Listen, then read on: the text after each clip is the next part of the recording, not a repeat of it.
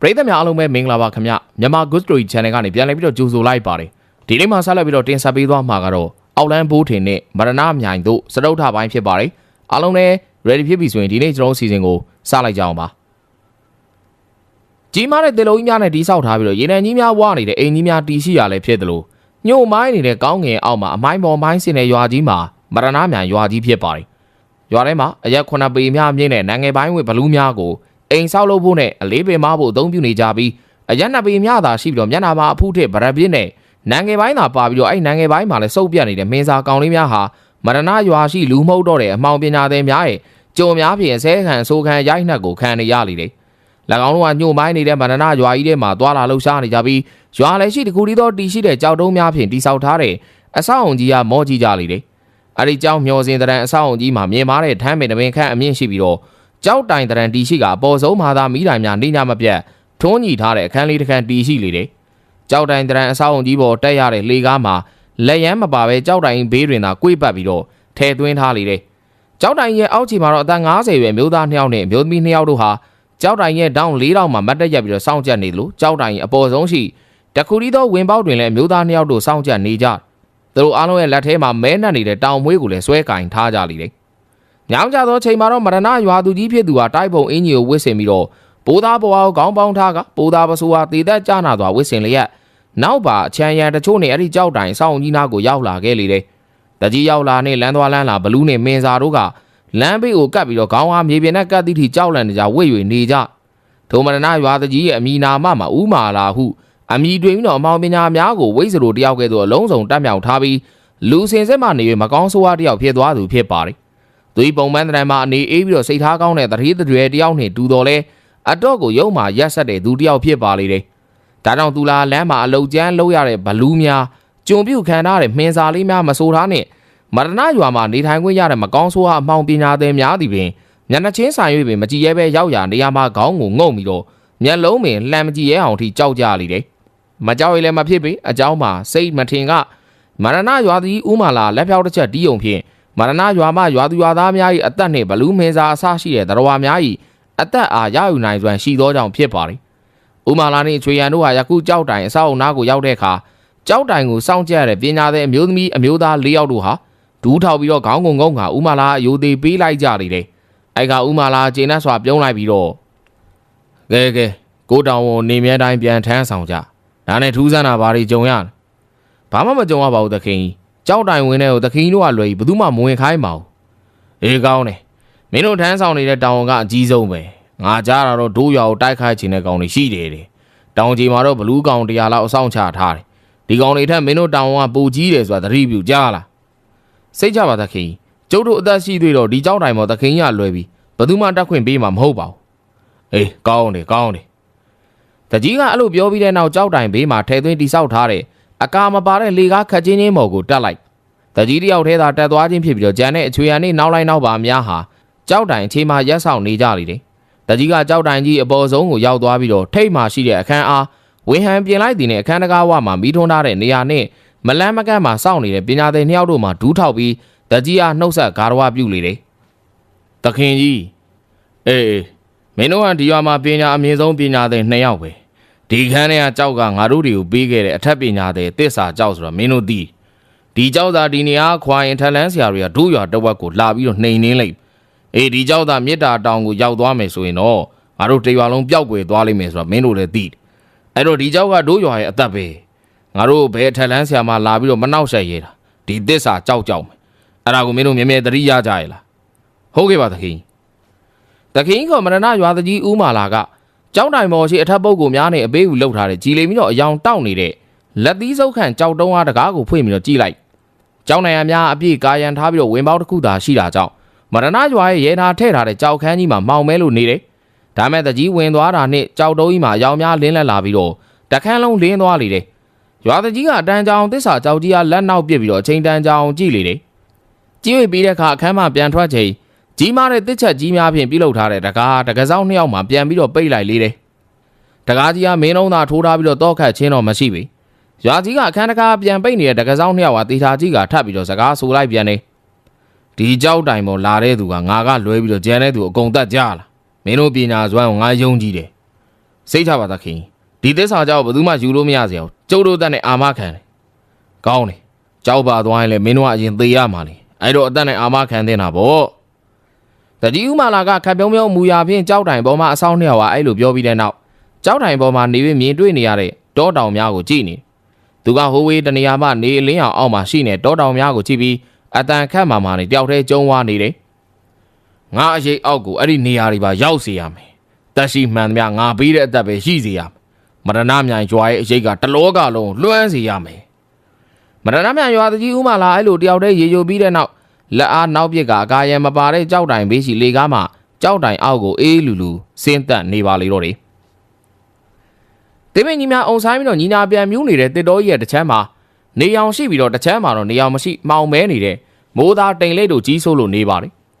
အဲ့ဒီအမိုက်အမှောင်များမှာတာမန်မိုးသားတိမ်လိပ်များမဟုတ်ပဲမရဏရွာကြီးပိုင်နှက်ဖြစ်တတ်မှတ်ထားတဲ့အမှောင်လူကြီးဆိုးရာနယ်မြေများဖြစ်ဒါကြောင့်တစ်ချမ်းမှာနေလင်းအောင်ရနေပြီးတော့ကြံတစ်ချမ်းမှာတော့အမှောင်လူကြီးဆိုးလို့နေခြင်းဖြစ်ပါတယ်အဲ့လိုထူးဆန်းတဲ့တစ်တော်ထဲမှာတော့ကြောက်တောင်ရွာသားလူပူလေးဦးမထီဦးဆောင်တဲ့ဘိုးထင်တို့ဖွဲ့သားများလမ်းလျှောက်ကမင်းသားတောင်စီကိုခီးဆက်နေကြနေအောင်ထွန်းလင်းသေးတဲ့တောတွင်ဖြတ်တန်းရချိန်မှာတော့ကျင်းကတ်တို့၏အော်တန်နဲ့တောတောင်တို့၏အော်မီတန်များမှာတဘာဝဆန်းဆန်းကြားနေရတော့လဲမရဏများ၏မှောင်ရင်းကြနေတဲ့တောတွင်ရောက်ချိန်မှာတော့တက်ရှိများ၏အတန်းမှာနဲသွားပြီးကြီးကန်းအော်တန်တချို့သာကြားရတော့လေတယ်ဦးမူထီနဲ့မောင်စိုးကြီးဦးတိတ်ခါတို့ကသူတို့၏ဖွဲ့သားများကိုဦးဆောင်ပြီးတော့အရှိဆုံးမှလမ်းလျှောက်ကသူတို့ရောက်ခဲ့မှုတဲ့မင်းစားတောင်စီနှစ်ယောက်သားတိုင်ပင်ကဦးဆောင်ခီးဆက်နေကြပါလိမ့်တယ်အဲ့လိုသွားနေတဲ့ကြောက်တောင်ရသားလူပူလေးဆက်နက်ကနေပြောက်ထိုးနေတဲ့နေရောင်အားကြည့်ကရှေ့ဆုံးမှဦးမုတ်ထီနဲ့မော်ဆွေးဦးတိတ်ခါတို့ကလမ်းអော်ပြီးတော့စကားဆိုလိုက်ပြောဆရာကြီးတို့ကျုပ်တို့လမ်းမနေတင်နေအခုနေအောင်ရတဲ့ဘက်တော့ပြန်ရောက်နေပြီကျုပ်တို့အမောင်လူတွေရောက်လိုက်နေအောင်ဘက်ရောက်လိုက်ဖြစ်နေတာထူးဆန်းတယ်နော်စနက်ကအဲ့လိုပြောလိုက်တဲ့အခါတယန်းတီလဲပတ်ဝန်းကျင်ကိုကြည့်လိုက်ကစနက်ရဲ့စကားကိုထောက်ခံလိုက်လေတယ်ဟုတ်တယ်ဦးမူတီစနက်ပြောတာဖြစ်နိုင်နေဗျကျုပ်တို့လဲနေပြီဒီလိုသွားနေတာတမန်နဲ့လောက်ရှိပြီထင်တယ်စနက်တီတာမကတယန်းမှာလို့ပြောလာတဲ့အခါဦးမူတီနဲ့မော်ဆိုးကြီးဦးတိတ်ခါတို့ကတယောက်မျက်နှာတယောက်ကြည့်ကမူတီငါတို့တော့လမ်းပြောင်းနေပြီဘယ်လိုသွားဒီပဲပြန်ရောက်နေရလားလို့ဟုတ်တယ်တိတ်ခါတခုတော့လွဲနေပြီငါဘယ်လိုလုပ်ကြမလဲငါတို့သွားဘူးလေလမ်းတိုင်းသွားတာပဲလေအခုမှဘာတွေဖြစ်ကုန်တာလဲကွာဦးမုထီနဲ့ဦးတိတ်ခါတို့ကနားမလည်နိုင်သွားပြီးတယောက်ကိုတယောက်ကြည့်ကညီးတွားကြလေတယ်ဂျင်းနေကိုရိတ်စားမိတဲ့ဘိုးထင်ကသူ၏နဘေးမှာရှိတဲ့မုံစိမ့်ညိုနဲ့ကျန်တဲ့ဖွဲ့သားများကိုတန်ခတ်အုပ်နဲ့ဒီလိုစကားဆိုလိုက်ပါလေတယ်ဦးမုထီနဲ့မုံဆိုးကြည့်ရတာချင်းနေကောင်းမှမရဘူးဟုတ်တယ်ဘိုးထင်သူတို့မျက်စိလဲနေပြီထင်တယ်မရဏရွာလူတွေအစီအရင်လောက်ထားလဲဖြစ်နိုင်တာပဲဒါဆိုရင်မုံစိမ့်ညိုခမည်းကျောင်းနောက်ကမြေပုံသူတို့ပြကြည့်တာကောင်းမလားအေးကောင်းတယ်လူကွာငါလည်းတော့ပြောမလို့ပဲအဲ့ဆိုသူတို့နာသွားကြတော့ဘိုးထင်အဲ့လိုပြောပြီးတော့ရှေ့ဆုံးမှာလမ်းလျှောက်နေဦးမူထီနဲ့ဦးတိတ်ခါတို့ထံသွားလိုက်သူ၏နောက်မှာတော့ဘိုးထင်တို့တတိုက်ပါလာလေတယ်ဘိုးထင်ကပတ်ဝန်းကျင်ကိုကဲခတ်ပြီးတော့လမ်းလျှောက်နေဦးမူထီဟာဥစွာစကားဆိုလိုက်ဦးဒီချင်းနေဘလို့လဲဗျခုဒီဘာမှမရေရသေးဘူးငါတို့တစ်ခါနှစ်ခါတော့သွားဥပါတယ်ဒါပေမဲ့ဒီလိုတော့တစ်ခါမှမလဲဘူးခက်ခဲဖြစ်နေမြေပုံကြည့်မလားမူထီဘိုးထင်ရဲ့စကားကြောင့်ဦးမူထီနဲ့ဦးတိတ်ခါတို့ကဘိုးထင်ဟာအံဩဟန်ဖြင့်ပြန်ပြီးတော့ကြည့်နေကြမိုးစိမ့်ညိုမှာဖြင့်သူ၏အင်ကြီးကိုချွတ်လိုက်ကကဲနောင်ကြီးတို့ကျုံနောက်ကျုံမှာမရဏမြိုင်ကိုသွားတဲ့မြေပုံရှိတယ်မိုးစိမ့်ညိုစကားဆုံးတာနဲ့ဦးမူထီကမိုးစိမ့်ညို၏နောက်ကိုသွားပြီးတော့ကြောပြန်ကြည့်လိုက်သို့ပေမဲ့မြည်သည့်ယာမှတခုမှမမြင်ရတဲ့ခါနောင်ကြီးဟာမနောက်ဆန်းပါလေဗျာကျုပ်တို့စိတ်ညစ်နေပါဆိုမှအော်နောက်တာမဟုတ်ခဏဆောက်အောင်ဗျာမိုးစိမ့်ညိုကမတ်တက်ရနေရာမှာတမလင်ခွေထိုင်လိုက်ပြီးတော့ဂါရာရွတ်လိုက်သူဂါရာရွတ်လိုက်တာနဲ့ကြောပြင်မှာရွှေအောင်မြင်များရစ်တန်းလာပြီးမြေပုံတစ်ခုပေါ်လာခဲ့လေတယ်ဘိုးထင်ပေတူသားရေးဖိုးထွင်းနဲ့သားတို့မှမြေပုံပေါ်လာတာကိုမထူးဆန်းတော့လဲဦးတိတ်ခါနဲ့ဦးမူထီတို့ပါဝင်ကြောက်တောင်ရွာသားလူပူလေးများမှအံဩတကြီးနဲ့ဝိုင်းအောင်ပြီးတော့ကြည့်ကြလေတော့တယ်အဲ့နောက်ဦးမူထီနဲ့ဦးတိတ်ခါတို့မှမြေပုံအားတီထားကြည့်ပြီးတော့ခေါင်းဆက်ဆက်ညိတ်ငါသဘောကျစွာဖြင့်အားရဝမ်းသာစကားဆိုကြလေတယ်လမ်းသိသွားပြီတော်သေးတာဗောမိတ်ဆွေလေးတို့မှအခုလိုထူးဆန်းတဲ့မြေပုံပါလို့ပဲမိတ်ဆွေလေးတို့ကတာမန်လူတွေတော့မဟုတ်ဘူးပဲမင်းစာတောင်တိုက်ခိုက်ဖို့လာတဲ့လူတွေကဘယ်လိုလုပ်တာမန်တော့ဖြစ်မလဲမူထီဟာရွာမှာသူပြသွားတဲ့ပြကွက်ကြည့်ကြတဲ့ဟာသူတို့ကတာမန်လူတွေမဟုတ်ဘူးဆိုတာငါရိပ်မိပါတယ်လာတို့အချိန်ရှိလုံးလေးရှေ့ဆက်ကြအောင်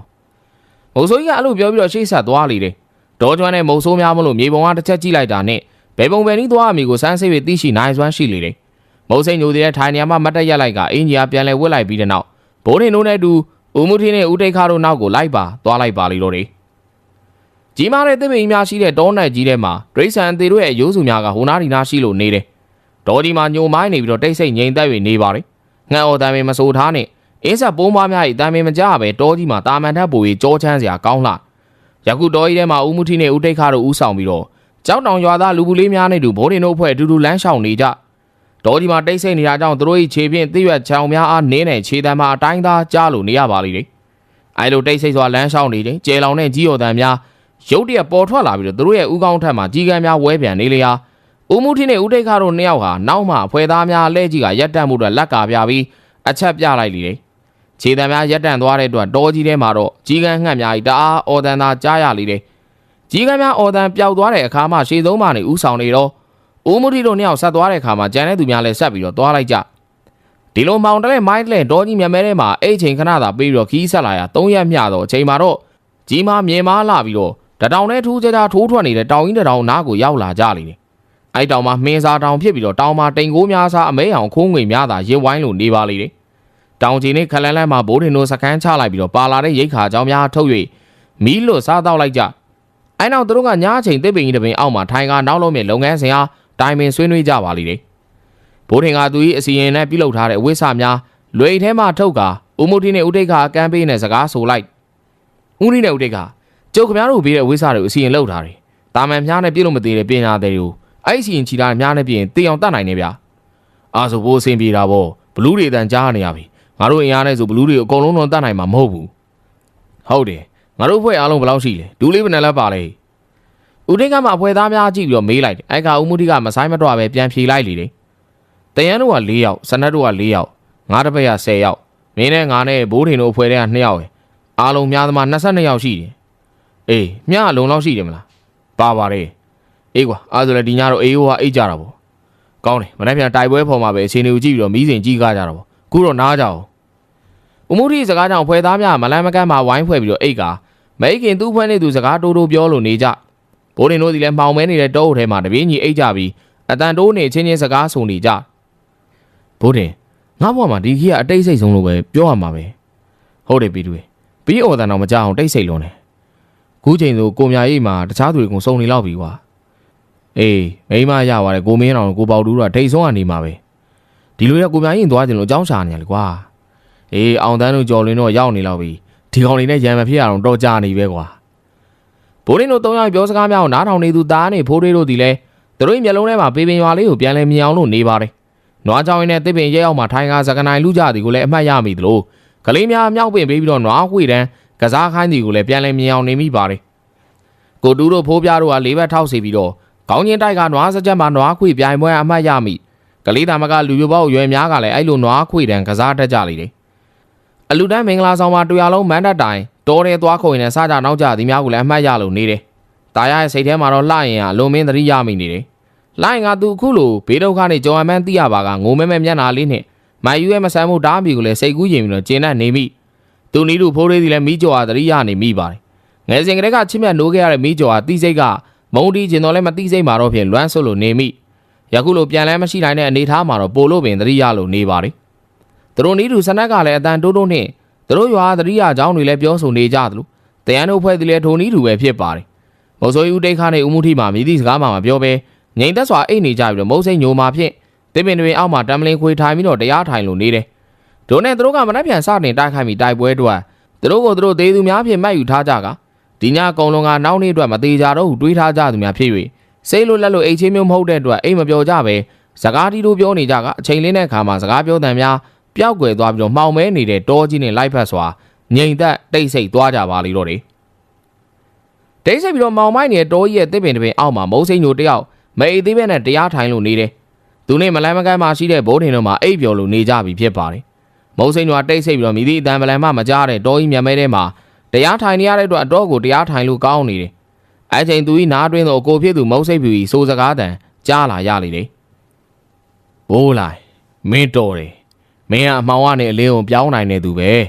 အဲ့တော့မရဏများရွာရဲ့လူဝက်ချက်ကိုငါပြောမယ်သေချာနားထောင်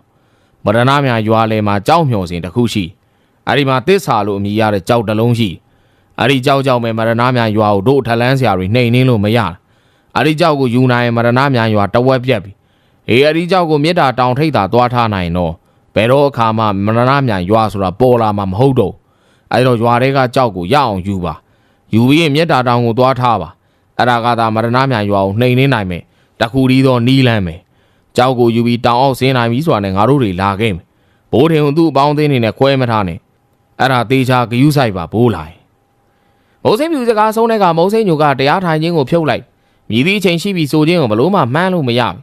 းကြက်တုံတန်လည်းမရှိဂျင်းငတ်တို့၏အော်တန်လည်းမရှိကျဲမရှိလားမရှိ၍အချိန်အားမှန်းမရခြင်းဖြစ်ပါတယ်ညမကြသောအချိန်မှာတော့မင်းစာတောင်ဘက်မှကျဲလောင်တဲ့အော်တန်များထွက်ပေါ်လာပါလိမ့်တယ်အဲ့တန်တို့မှဘလူးတို့၏အော်တန်များဖြစ်ကြအဲ့ဒီအော်တန်ကြောင့်အိမ်နေသူများနိုးလာပြီးတော့သူတို့၏ဘေးမှာချထားတဲ့လက်နက်များအားလက်မှာအသင့်ကင်ထားကငုတ်တုတ်ထိုင်လိုက်ကြပတ်ဝန်းကျင်ကမဲမောင်လွန်းနေတာကြောင့်အချင်းချင်းသေးချာပြန်ပြီးတော့မမြင်ရပြီညမကြသောအချိန်မှာတော့မုံဆိုးကြီးဦးတိတ်ခရဲ့အတန်းကပေါ်လာတယ်မနက်မိုးလင်းတော့မယ်ထင်တယ်ဒီအတန်းဘလူးတကောင်နဲ့တကောင်ရန်ဖြစ်ပြီးတော့တိုက်တဲ့အတန်းပဲကွာအသင့်ပြင်ထားကွာနည်းနည်းမြင်ရတယ်တို့မင်းစားတောင်ကြီးကိုသွားမယ်နောင်ကြီးကျုပ်ပြောစရာရှိတယ်မုံစိန်ညိုမှမင်းများလိုက်ခြင်းဖြစ်ပါတယ်အဲ့ခါဦးတိတ်ခကအမောင်ထဲမှာမုံစိန်ညိုတန်လာဘက်ကိုမျက်နှာမူလိုက်ပြီးပြောပါကျုပ်ကိုထလန်းဆရာကျုပ်ကိုပြောတယ်ဘယ်တော့ပြောတာလဲဘာပြောတာလဲ तू ရောက်နေတာလားမရောက်ဘူး तू အဝေးကနေပြောနိုင်စွမ်းရှိတယ်ထူးဆန်းတာပဲဗျာ तू ဘာပြောတာလဲမရဏမြန်ရွာတစ္ဆာကြောက်ကိုတောင်အောင်ယူလာနိုင်သူတို့လာခဲ့မယ်တဲ့ကြောက်တောင်ရောက်မှလာမလားဗျာအခုတည်းကလာလို့မရဘူးလားဒီမှာအကူညီလိုနေတဲ့အချိန်သူတို့လာမယ်လीသူတို့လာလို့မရတဲ့အကြောင်းရှိလို့နေမှာပေါ့ကဲထားပါကျုပ်တို့ရဲ့အကြောင်းကိုခိုးဖို့ဘယ်သူတွေကိုလွတ်မလဲမုံစိန်ညိုကမေးမြန်းလိုက်တဲ့အခါအားလုံးချက်ချင်းပြန်မဖြေပဲငြိမ်သက်လို့သွားကြအဲ့နောက်ဘိုးထင်ကမုံစိန်ညိုရှိရာဘက်ကိုမျက်နှာမူလိုက်ပြီးကျုပ်ပဲသွားမယ်ဘိုးထင်မလို့ပြောလိုက်ရပေတူးသားနဲ့ဖိုးတွေတို့နှစ်ယောက်တည်လဲသူတို့ပါလိုက်မိကြောင်းကိုပြောလာကြအဲ့ပြင်ဆန္ဒနဲ့တရန်တို့လည်းလိုက်မိဖြစ်ကြောင်းဆိုလျာဦးမိုးထင်းနဲ့ဦးတိတ်ခါတို့မဝေခွဲနိုင်အောင်ဖြစ်ပြီးတော့မုံစိန်ညိုရဲ့အကြံအားတောင်းရပါလေတော့တယ်မိတ်ဆွေကြီးကျုပ်တို့ကပြစ်တာခတ်တာပဲလှုပ်တတ်တာတောင်ပေါ်ဘသူတွေလွတ်ရမလဲဆိုတာကျုပ်မတွေးတတ်ဘူးဟုတ်တယ်ကျုပ်လည်းမစင်စားတတ်ဘူးခင်ဗျားသိတယ်လို့သာစီစဉ်ပေးဗျာဦးတင်းကနဲ့ဦးမိုးထင်းစကားကြောင့်မုံစိန်ညိုကဘိုးတင်ရှိရဘက်မျက်နှာမူလိုက်ပြီးတော့ဘိုးတင်ကတော့မသွားလို့မရဘူးအဲ့ဒီရွာကအစီရင်တချို့ဘိုးတင်ကဖြတ်နိုင်တယ်စက်နက်ကလည်းဖြတ်လိုက်တယ်တရန်ကလည်းကြောက်တောင်ရွာအတော်ဆုံးလူငယ်ဆိုတော့သူတို့နှစ်ယောက်ကိုထဲလိုက်မယ်ပြီးတော့ပေတူးနဲ့တာကြီးပါလိုက်သွားရမယ်မုံစိန်ညိုစကားကြောင့်ပေတူးနဲ့တာကြီးမှာဝမ်းပန်းတာနဲ့လက်ခံလိုက်ကြမုံစိန်ညိုကြီးစကားပေမို့လို့ဘိုးတင်လည်းလက်ခံလိုက်ရတယ်လို့ကြံတဲ့သူများသည်လည်းမြည်သူမှစောတကမတက်ပေမုံစိန်ညိုကသူနဲ့မလန်းမကန်းမှရှိတဲ့ပေတူးနဲ့တာကြီးကိုခေါ်လိုက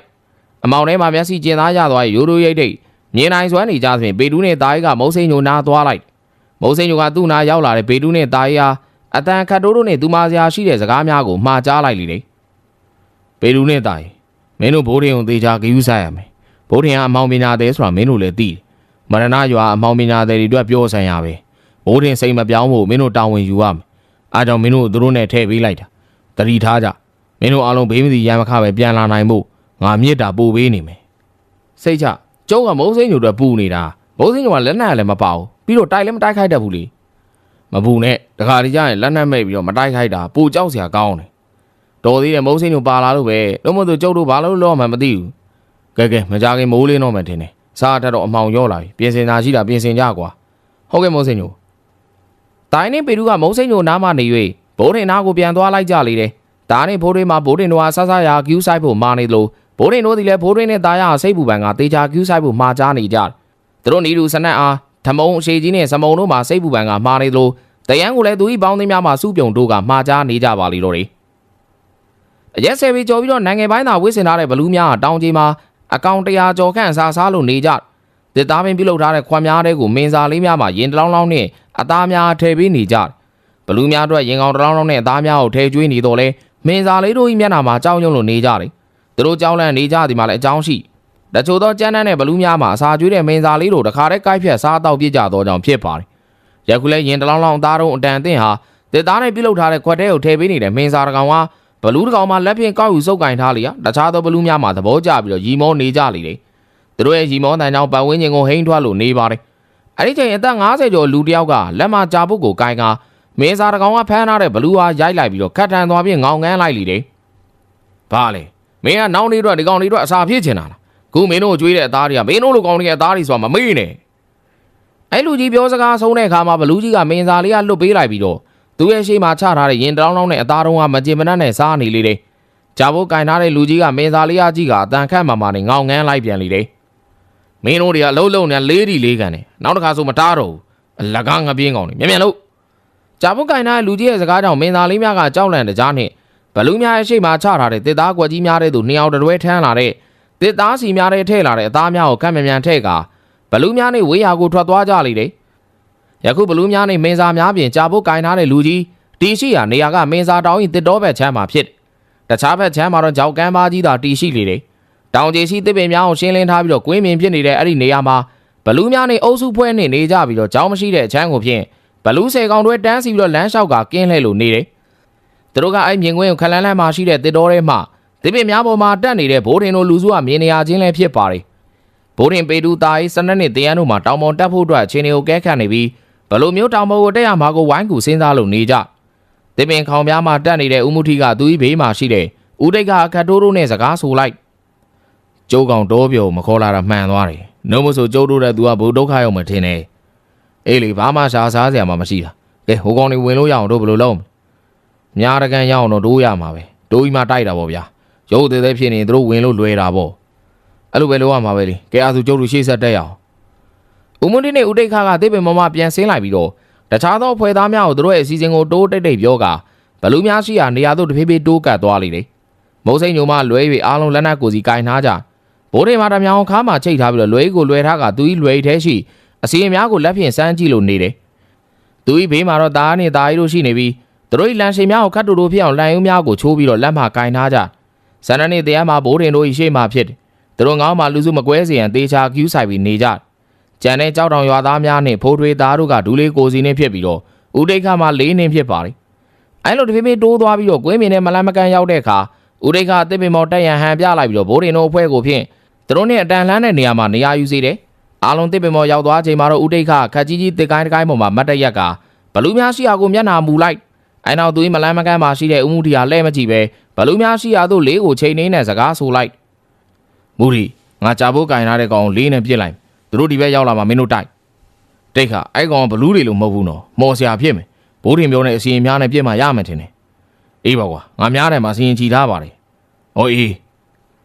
ဦးရိတ်ကဘိုးတင်ပေးထားတဲ့အစီရင်အဝတ်ချီထားတဲ့များတန်ကိုဖြင့်ကြာဖို့ကင်ထားတဲ့ဘလူးအုပ်ထဲမှာလူကားပစ်ချရင်တေချာချိန်ရွယ်လိုက်လေတယ်တာမန်တဲ့ပိုကြီးတဲ့များတန်ကိုအသုံးပြုသလိုညှို့တင်ရန်တာမန်လူမတင်နိုင်တဲ့လေးကိုကင်ဆောင်ထားတဲ့မုံဆိုးကြီးဦးတိတ်ခါကအတန်လန်းတဲ့တစ်ပင်မမနေ၍ဘလူးအုပ်ထဲမှာကြာဖို့ကင်ထားတဲ့လူအားလေးညိုအားကုန်ဆွဲကပစ်လိုက်အချိန်ပြင်းသွားတဲ့အစီရင်ချီထားတဲ့များတန်ကတစ်ပင်ပေါ်မှနေ၍ဘလူးအုပ်ထဲရှိကြာဖို့ကင်ထားတဲ့လူစီကိုတဲ့မှတ်စွာပြေးဝင်သွားတယ်များနေပြစ်ခတ်ခံမျိုးမထေမှတ်ထားတဲ့ကြာဖို့ကင်ပြီးတော့ဘလူးများကိုထိန်းချောင်းနေတဲ့လူရဲ့လေပင်တက်တဲ့ဟာများတယ်မှာထုံချင်းပေါက်ဆိုင်ဝင်သွားခဲ့တယ်များဆိုင်ဝင်သွားပြီးမကြတော့အချိန်မှာတော့များတယ်မှာတစ်စင်မီးများလောင်ကျွမ်းသွားပြီးတော့ကြာဖို့ကင်ထားသူရဲ့ကိုခန္ဓာတစ်ခုလုံးမီးများတခုံးလောင်ကျွမ်းလို့သွားပါလိမ့်တယ်အဲ့လိုဖြစ်ပြီးတာနဲ့နောက်ထပ်ကြာဖို့ကင်ထားလူ9အောင်မှာလင်မြန်ပြေးလာကြပြီးနှုတ်မှလည်းအော်ဟိကတစ်တော်ဘက်စီကိုလက်ညှိုးညုံကဘလူးများတိုက်ခိုက်ဖို့အတွက်စေခိုင်းနေပါလိမ့်တယ်ရန်သူဟိုဘက်ကလာတော့သွာ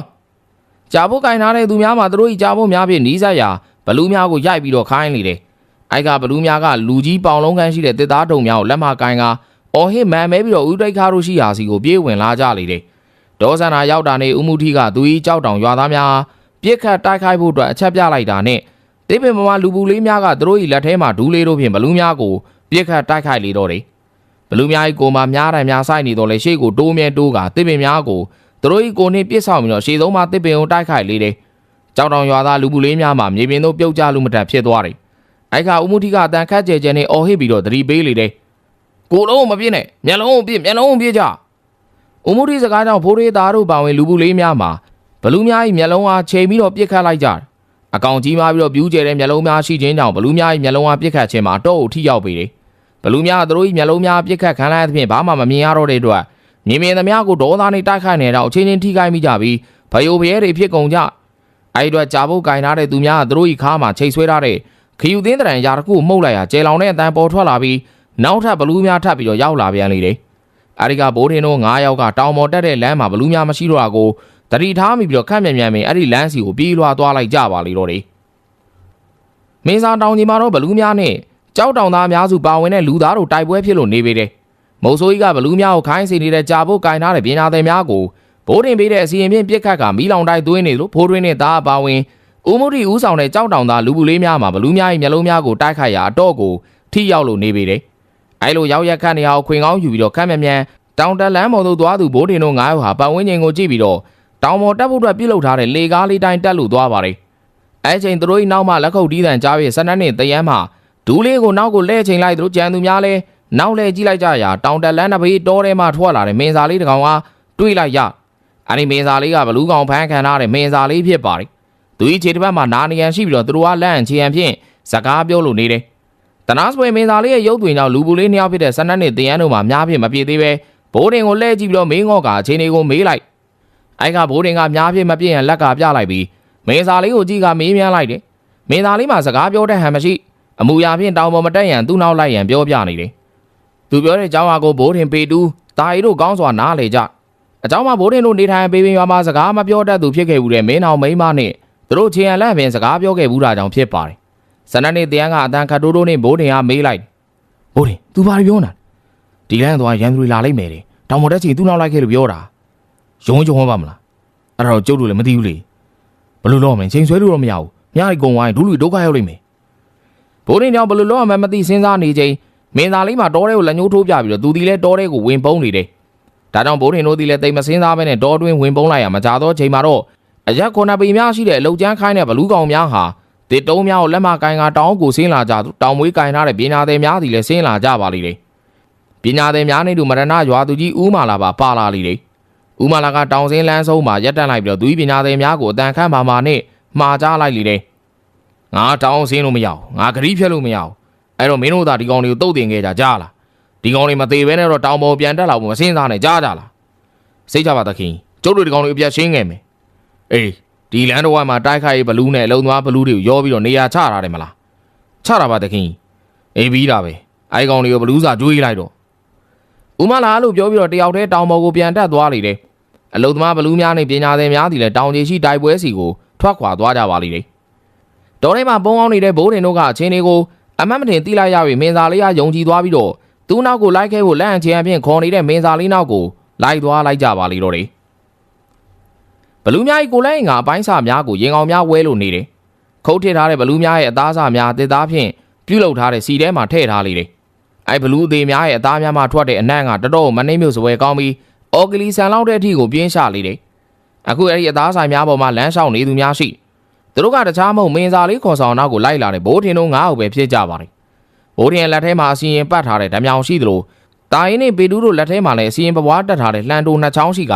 စန္ဒနဲ့တရန်တို့ကလည်းဒူးလေးအားပြစ်ခတ်နိုင်ရန်အသင့်နေထားနေဖြစ်ကြသူတို့ကဘလူးအလောင်းကောင်များနဲ့အသားဆိုင်များကိုကြော်ဖြတ်ပြီးတဲ့နောက်ကြောက်ကမ်းမတစ်ခုကိုရောက်လျာစန္ဒနဲ့တရန်ကဘိုးထင်အားကြည့်ပြီးတော့တီးတိုးစကားဆိုလေတယ်ငါတို့လုံးကြံတာလားမသိဘူးမဖြစ်နိုင်ပါဘူးကျုပ်တို့တောင်တက်လန်တိုင်းတက်သွားရင်လေလွယ်မှာမဟုတ်တာဟိုမှာကြောက်ကမားကြီးပဲကြီးတော်တယ်လေချင်းနေစောင့်ကြည့်တော့ဗျာသူဤစကားဆိုနေချိန်မင်းသားလေးကအနောက်ကိုလှည့်ကြည့်ပြီးတော့ကြောက်တဲကိုခုန်ချလိုက်ရာသူတို့အံ့ဩနေပြီးတော့ကြောက်ကမ်းမအနားကိုသွားကအောက်ကိုငုံကြည့်လိုက်လေတယ်ကြောက်ကမ်းမအောက်၈ပေခန့်မှာ၄ပေများရှိတဲ့ကြောက်ဆုံးလမ်းလေးတီးရှိနေပါလိမ့်တယ်အဲ့ဒီလမ်းလေးပေါ်ကိုရောက်နေဖြစ်တဲ့မင်းသားလေးကအောက်ကိုငုံကြည့်နေကြတဲ့ဘိုးတင်တို့ဟာလက်ရက်ကခေါ်လိုက်လေတယ်အဲ့ကဘိုးတင်ကတပ်ပြင်းတစ်ချက်ကိုချပြီးတော့အောက်ကိုခုန်ချလိုက်ရာကြောက်ဆုံးရှိကြောက်ထဲမကြရင်အတော့ကိုသတိထားလိုက်ရလေတယ်ဘိုးတင်ခုန်ပြီးတဲ့နောက်လူပူလေးများဖြစ်ကြတဲ့ဆန္ဒနဲ့တရားတို့မှာအောက်ကိုခုန်ချလာပြီးအခြားတစ်ဖက်မှာရက်လို့နေကြပေတူနဲ့တာကြီးကလည်းလှန်အားဥစွာပစ်ချလိုက်ကအောက်ကိုခုန်ချလိုက်လေတယ်ဗျိုင်လူဒီပါခုန်ချမိတာကြောင့်အောက်ရောက်တဲ့ချိန်တာကြီးတယောက်ဟန်ချက်ပြတ်သွားပြီးကြောက်ကန်းစုံတို့ရိုင်သွားရဘိုးထင်မာလေးများဆွဲထားလိုက်ရလေတယ်အိုက်ကတာကြီးကမချင်မနှက်နဲ့ပေတူကိုကြည့်လိုက်ပြီးတော့ရှုံပေတူမင်းကောင်လုံးကြံနေလားမင်းများလေးကိုတကယ်မှကြံနေလားရေးတဲ့ကောင်တနာယူနေသေးမင်းရင်ခုန်မယ်လို့ငါပြောလို့လားငါလန်ရင်ပြစ်ချလေအရင်လန်ချတဲ့ကောင်ရင်ခုန်မှာပေါ့ကွာမင်းလန်ရင်ချဆိုငါမှတတိမထားမိလိုက်တာငါလည်းလန်ချတာမင်းမြင်နေမဟုတ်လားငါလည်းခုံမလန်ချတာပေါ့ဟာအေးတဲ့ပေတူးနဲ့တားအိမ်မှာစကားများနေတော့ဘိုးထင်မှာကြိတ်ပြီးတော့អော်လိုက်ရသေးတယ်ဟေ့မင်းတို့လည်းရေးတဲ့စကားများနေသေးမသိဘူးဆိုမှထပ်စကားများကွီးတယ်မှာပဲမင်းသားလေးကတောင်ဆုံးလမ်းတိုင်းရှေ့မှနေ၍သွားနေပြီးတော့သူတို့ကလက်ရက်လို့ခေါ်နေကြအဲ့ဒီလိုတောင်ဆုံးလမ်းကလေးတိုင်းတောင်ပေါ်ကိုတက်သွားရတခုသောနေရာရောက်မှာပေ20ကျော်မြကျဲတဲ့လမ်းပြတွေ့ရလေတယ်အဲ့လမ်းပြတွေ့တဲ့အခါမင်းသားလေးကတောင်တန်မှကြောက်ဆိုင်များကိုကုတ်တွယ်ပြီးတော့ကူးသွားပြီးတော့ခြားတစ်ဖက်ရောက်တဲ့အခါဘိုးတင်တို့ကလက်ရက်ခေါ်လေတယ်ဘိုးတင်မှာမင်းသားလေးတိုင်းတောင်ကပယံရှိကြောက်သားများကိုကုတ်ကတ်တွယ်ပြီးတော့ကူးလိုက်သူဤနောက်မှာတော့ဆန္ဒနဲ့တရန်ကဒူးလေးများကိုကြောမှာလွဲကာဘိုးတင်နီးလူကူးလေတယ်ဆန္ဒတုံးရောက်နောက်မှာပေတူးနဲ့တာရီတို့ကလန်ကိုအိပ်ပြင်ပတ်ချီကကြောနောက်မှာထားပြီးတော့ကူးလေတယ်ဘိုးတင်မှာဥစွာရောက်သွားပြီမလို့နောက်မှကူးလာတဲ့သူဤဖွဲသားများကိုစိုးရင်ကြီးနဲ့ကြည်နေတယ်အားလုံးမှာတောသူတောင်သားများကိုခန္ဓာကြမ်းခိုင်တန်ဆွမ်းသူများမလို့ယခုလန်းကိုလည်းတိတ်ပြီးတော့အခက်ခဲမရှိကူးခန့်နိုင်ကြယခုချိန်นี้မြည်သည့်ဘေးရန်မှာမတွေ့ကြသေးသေးအဲ့လိုအချိန်တန်ကြာဆက်သွားလိုက်ရတောင်ထိပ်ကိုမြင်နေရဖြစ်ပြီးတော့တောင်ကပယံနဲ့မလန့်မကန့်မှာစောက်ထားတယ်အိမ်ကြီးများကိုလမ်းပြီးတော့တွေ့နေရပြီလည်းဖြစ်ပါတယ်အဲ့နေရာရောက်တဲ့အခါမင်းစာလေးကဘိုးတင်တို့ကသူတို့သွားမယ်နေရာဦးဒိတ်ပဲရတဲ့ခြေရန်လက်အနေပြောပြီးတဲ့နောက် သူ့လိုလူမျိုးကိုတွေးကမတက်ရန်အတွက်ခြေရန်လက်အနေမှာကြပြီးလာလန်းတိုင်းပြန်သွားခဲ့ပါလိမ့်တယ်ဘိုးတင်ကကျေးဇူးတင်ကြောင်းခြေရန်လက်အပြင်ပြလိုက်ပြီးတဲ့နောက်သူတို့ကမရဏမြန်ရွာပေါ်ကိုတက်ရောက်နိုင်တဲ့ကြောက်ကပယံနားကိုသွားကတွေ့တက်ပြီးတော့နေကြပါလိမ့်တယ်သူတို့ကြောက်ကပယံတွေ့တက်နေချိန်တောင်းမှာဖြစ်ပွားနေတဲ့တိုက်ပွဲမှာဘလူးတို့၏အော်တန်တီလဲတောင်ပေါ်ထိတိုင်လွင့်ပြန်လို့နေပါလေတော့တယ်အောင်လန်းဘိုးတင်နဲ့မရဏမြိုင်တို့ဇလန်ဟာဇက်သိမ်းပိုင်းထိရေးရန်ကြံရွယ်ထားတော့လေတဲ့အရန်ရှည်မီဖြစ်ပြီးတော့တင်ဆက်မိရဲ့ကြာသွားပြီဆိုတာကြောင့်ယခုပိုင်းဟာစတုထပိုင်းဖြစ်နေရေးသားလိုက်ရပါသည်တဲ့ဇက်သိမ်းပိုင်းမှာကြာမီတင်ဆက်ပေးပါမယ်ခင်ဗျအဲ့ဒီတော့လဲနားလေပေးဖို့မေတ္တာရက်ခံအပ်ပါတယ်ခင်ဗျာဟုတ်ကဲ့ပါဒီနေ့ကျွန်တော်တို့မြန်မာ Ghost Story Channel ကနေတင်ဆက်ပေးခဲ့တာကအောင်လန်းဘိုးတင်နဲ့မရဏမြိုင်တို့စတုထပိုင်းဖြစ်ပါတယ်အဲ့တော့နောက်နေ့မှလည်းဘိုးတင်ဇလန်များဆက်ပြီးတော့ရှိနေမှာဖြစ်တဲ့အတွက်လောက်ပြီးတော့နားဆင်အားပေးကြဖို့တပါးတည်းဖိတ်ခေါ်ရင်းနဲ့ပဲဒီနေ့မှာချိန်မီနားဆင်ကြတဲ့အတွက်အားလုံးကိုကျေးဇူးတင်ပါတယ်ခင်ဗျာကျွန်တော်အန်ခင်မှုပါ